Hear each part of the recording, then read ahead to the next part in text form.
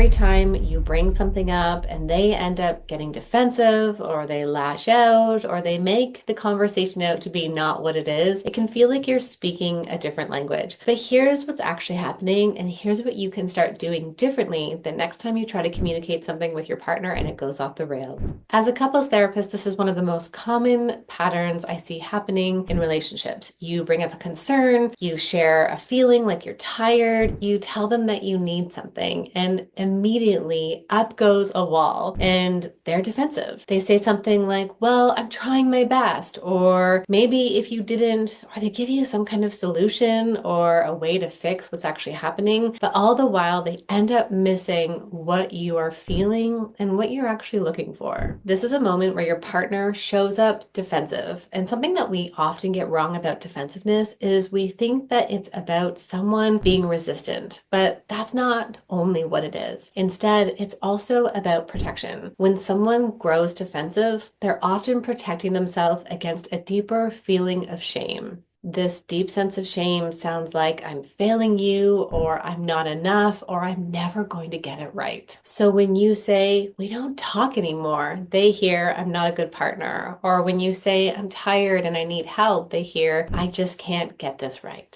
When someone enters into defensiveness, it's often their nervous system going offline. They're no longer connected to you and connected to what's being shared. They go into a fight, flight, or freeze state. And this is why they end up getting defensive. This is why they end up dismissing you, or they might even disappear altogether. And I think one of the challenging things for partners is they'll often say to me, I wasn't attacking them. There's no reason for them to get defensive. And this is the hard piece around dealing with defensiveness, is that people will say, I'm doing all of these strategies, I'm communicating in all the best ways, and they are still getting defensive. And that can lead us feeling helpless and ultimately misunderstood and not connected. Here's what the cycle looks like. You express something, they feel blamed, they go to their deep shame place. Instead of talking about the shame and working on dealing with that piece, they get defensive, you don't feel heard, maybe you up the ante, or maybe you end up shutting down, but ultimately you both end up feeling disconnected. People often come to me asking, how do I deal with my partner's defensiveness? And I think the first thing we need to recognize is we're not going to change somebody else. We can't force them to no longer be defensive, but we do get to choose how we're going to show up and how we communicate in the most effective way so that hopefully they're going to come on board. You always have choices in how you communicate. So one of the first things you can practice doing is that soft startup. That's about focusing on yourself and not about focusing on them. Talk about where you are right now. Talk about what's happening with you. Ask if now is a time that they can enter into this conversation with you.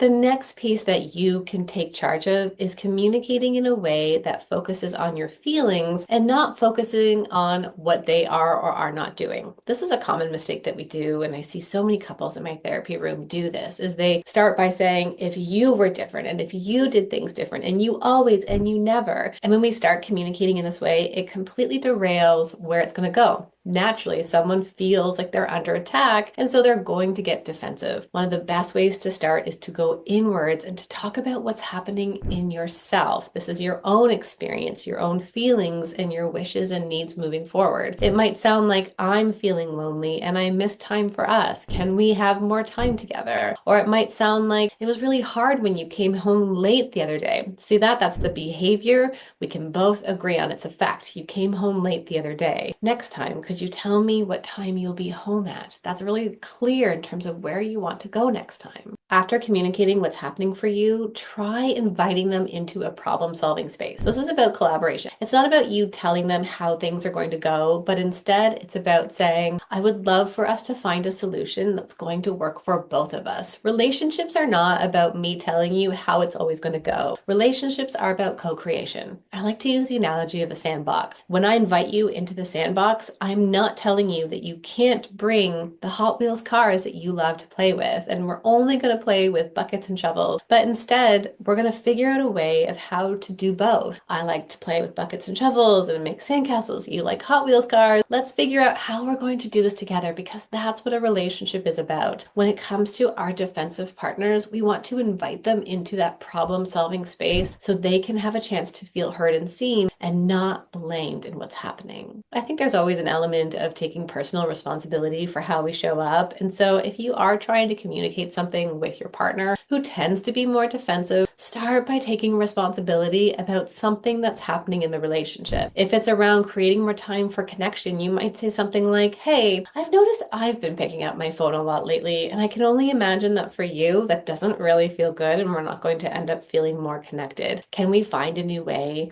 to spend time together once the kids go to bed? You deserve to be heard. You deserve to have a relationship where you both get to share what's happening for you, where you get a chance to feel seen and understood. And at the core of our relationships, we ask each other, do I matter? Am I important to you? Am I enough for you? And oftentimes what keeps us stuck in these negative repeating cycles is the unmet needs and deeper emotions that we are not sharing with each other. And remember this, your job is not to change your defensive partner. Your job is to communicate what's happening inside of you in hopes that you might be understood and some kind of shift can happen in your relationship. Let me know what you think about the video, leave me a comment, and I'll see you next time.